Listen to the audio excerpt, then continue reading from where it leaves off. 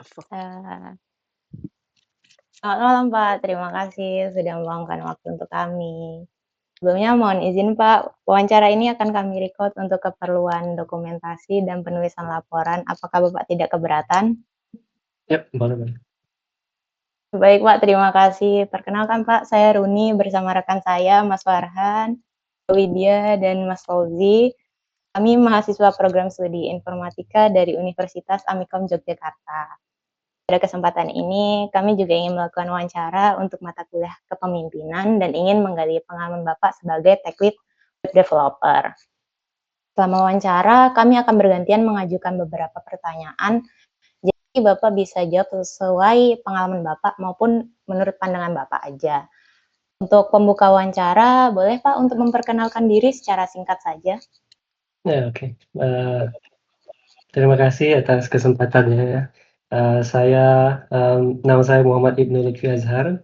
Sekarang saya bekerja sebagai tech lead ya, di salah satu perusahaan di Singapura, dan juga, saya sekarang, baru pindah ke Singapura juga dari Indonesia.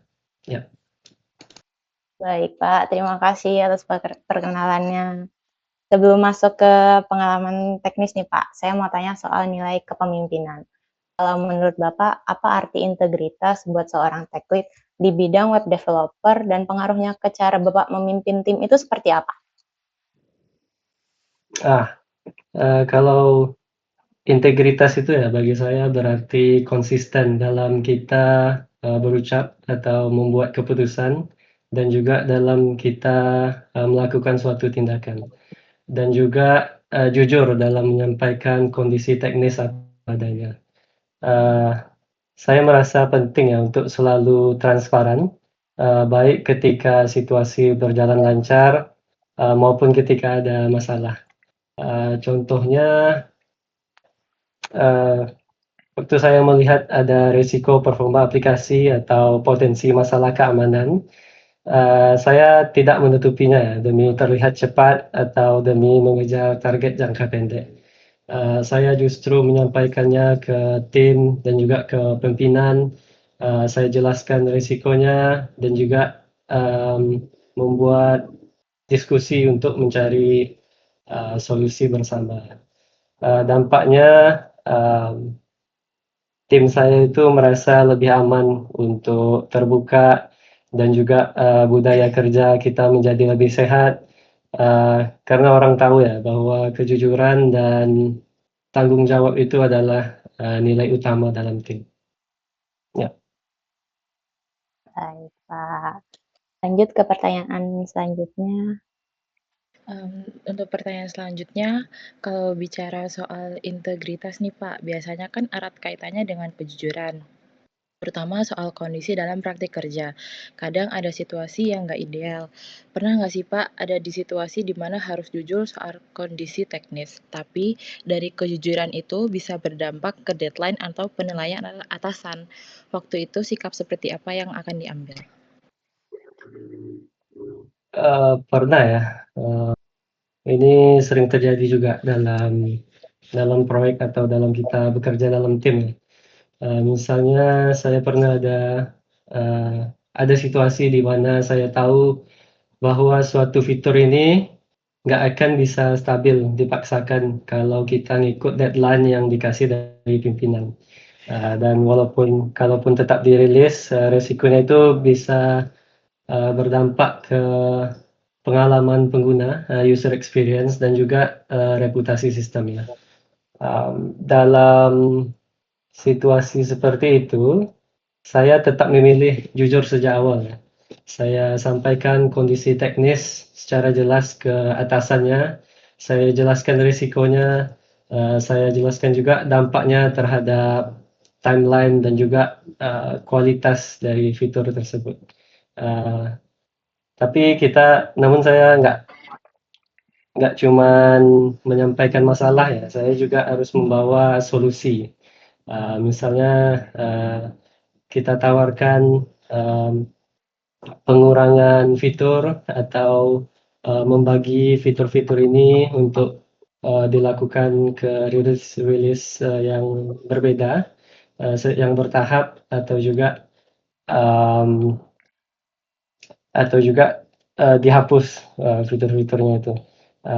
Sehingga yang kita rilis itu tetap aman dan juga tetap berkualitas. Ya dengan cara seperti itu, keputusan yang diambil bisa tetap objektif dan juga profesional menurut saya. Nah, terus selanjutnya dari situ biasanya tech lead juga sering dihadapkan dengan pilihan-pilihan yang sama-sama sulit. Saat dihadapkan dengan pilihan antara ngejar deadline atau menjaga kualitas kode, biasanya apa yang jadi pertimbangan utama Bapak sebagai tech lead? Pertimbangan saya yang utama adalah dampak jangka panjang ya, terhadap sistem dan juga terhadap tim kita. Kalau kita ngejar deadline, tapi mengorbankan kualitas kode ya, sampai berdampak kepada stabilitas, keamanan ataupun maintainability dari project kita, maka saya akan meminta ya ke pimpinan atau ke business analyst lainnya untuk melakukan penyesuaian fitur atau penyesuaian timeline. Contohnya kalau kita mau mengejarkan deadline, tapi harus melewatkan testing yang penting ataupun code review, saya akan mengusulkan untuk menunda fitur yang nggak terlalu penting ya, daripada merilis sesuatu yang berpotensi menimbulkan masalah besar di production. Tapi saya juga fleksibel, bisa melakukan kompromi ya.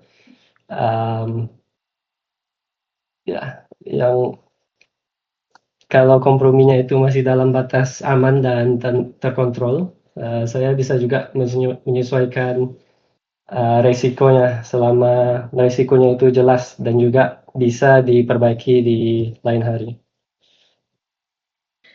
Terus selanjutnya dari pertimbangan utama yang udah Bapak ambil tadi, dalam praktiknya keputusan teknis kan melibatkan banyak pihak dengan sudut pandang berbeda. Pastinya dalam tim ada perbedaan pandangan, itu hal yang wajar. Nah, bisa diceritakan nih pengalaman ketika keputusan teknis yang diambil sempat enggak sejalan dengan pendapat tim atau stakeholder? Pernah ya, pernah ada situasi di mana keputusan arsitektur yang saya ajukan tidak sejalan dengan pendapat sebagian tim ataupun pimpinan juga. Dalam kondisi seperti itu, saya nggak langsung memaksakan keputusan saya. Saya mengajak semuanya untuk diskusi. Saya juga dengarkan semua sudut pandang dan juga saya jelaskan pertimbangan teknis dan juga resiko dari setiap opsi-opsi yang ada. Dari pengalaman itu saya belajar bahwa kepemimpinan ini bukan tentang memenangkan argumen ya, tapi tentang membangun keputusan terbaik bersama-sama. Kalau tim kita itu merasa didengar dan juga dilibatkan, hasil akhirnya itu akan sangat bagus ya. Dan komitmen tim terhadap keputusan tersebut juga jauh lebih tinggi, dan mereka akan juga lebih senang dalam mengerjakan fitur-fiturnya. Ya. Oke Pak, baik. Pertanyaan selanjutnya, selain dari tim, tekanan juga kadang datang dari struktur organisasi atau atasan langsung. Bagaimana jika Bapak dihadapkan dengan dilema antara mengikuti arahan atasan atau mempertahankan standar profesional sebagai tech lead?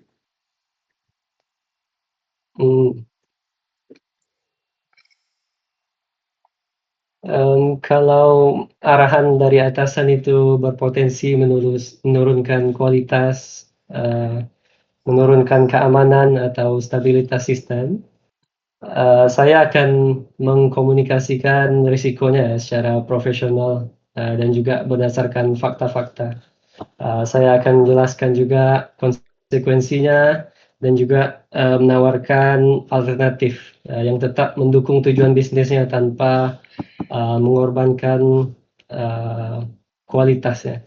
Misalnya saya akan sarankan solusi yang akan membutuhkan waktu sedikit lebih lama, tapi solusinya itu akan lebih stabil dan juga akan lebih mudah untuk di-maintain. Tapi kalau keputusan akhir itu selalu ada pada atasannya atau pimpinan. Saya akan memitigasi resiko-resikonya itu semaksimal mungkin, sehingga dampak dari keputusan tersebut bisa diminimalkan. Oke, baik, Pak. Selanjutnya, dalam dunia kerja, seringkali bertemu dengan keterbatasan, entah itu keterbatasan waktu, sumber daya, atau kemampuan tim. Bagaimana Bapak menentukan keputusan yang paling bertanggung jawab tanpa mengorbankan nilai kepemimpinan? Dalam kondisi seperti itu ya, saya memprioritaskan hal yang paling berdampak terhadap kebutuhan bisnis dan juga user. Saya melakukan trade-off secara transparan dan juga memastikan semua pihak itu memahami alasan di balik keputusan saya tersebut. Contohnya saya pernah menunda fitur sekunder ya, agar tim saya bisa menyelesaikan fitur-fitur utama dan juga untuk memperbaiki bugs-bugs yang ada di aplikasi. Di saat yang sama saya akan juga memastikan tim saya mendapatkan dukungan yang mereka butuhkan, baik dari sisi teknis ataupun dari sisi mental ya. Saya juga akan menjaga komunikasi yang jujur dan juga realistis ya, agar moral tim saya itu tetap terjaga. Ya. Baik, keputusan-keputusan yang Bapak ambil pasti tidak lepas dari budaya perusahaan tempat Bapak bekerja. Menurut Bapak, seberapa besar pengaruh budaya perusahaan terhadap integritas tech lead dan bagaimana cara Bapak tetap berpegang pada prinsip pribadi di lingkungan kerja? Budaya perusahaan. Budaya perusahaan ini sangat berpengaruh ya, karena ini membentuk standar perilaku kita sehari-hari, termasuk dalam cara kita mengambil keputusan, cara kita berkomunikasi, dan juga cara kita menyelesaikan masalah. Namun saya tetap berpegang pada prinsip pribadi seperti kejujuran, tanggung jawab, dan juga profesionalisme. Caranya yaitu dengan konsisten dalam tindakan dan juga berani ya dalam menyampaikan kebenaran dalam bentuk konstruktif. Meskipun lingkungan kerja itu mungkin mendorong kecepatan atau hasil jangka pendek aja, saya pribadi percaya bahwa kita harus melihat jangka panjang juga. Integritas kita itu akan memperkuat kepercayaan kita dan juga reputasi, baik secara pribadi dan juga secara tim. Oke, baik Pak. Pertanyaan selanjutnya, dalam kepemimpinan, tanggung jawab seringkali paling terasa saat terjadi masalah. Bagaimana Bapak melihat tanggung jawab sebagai tech lead saat terjadi error besar atau proyek tidak berjalan sesuai rencana? Kalau terjadi error ya yang besar atau proyeknya itu tidak berjalan sesuai rencana, saya melihat tanggung jawab saya sebagai orang pertama yang maju ya. Saya akan mengkomunikasikan masalahnya secara jelas ke pimpinan, dan juga memimpin proses analisis dan juga proses perbaikannya. Saya juga akan berusaha melindungi tim dari budaya saling menyalahkan ya, ini banyak kali terjadi. Fokus saya adalah melakukan analisis pertama dan juga melakukan perbaikan dalam sistem. Kita bukan mencari siapa yang salah.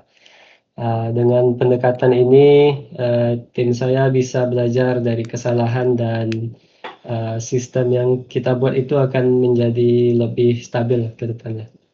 Oke, baik, Pak. Pengalaman-pengalaman tadi tentu juga membentuk cara Bapak menjadi contoh bagi tim. Sebagai tech lead, sikap atau perilaku apa yang menurut Bapak paling penting ditunjukkan kepada developer junior sebagai bentuk keteladanan?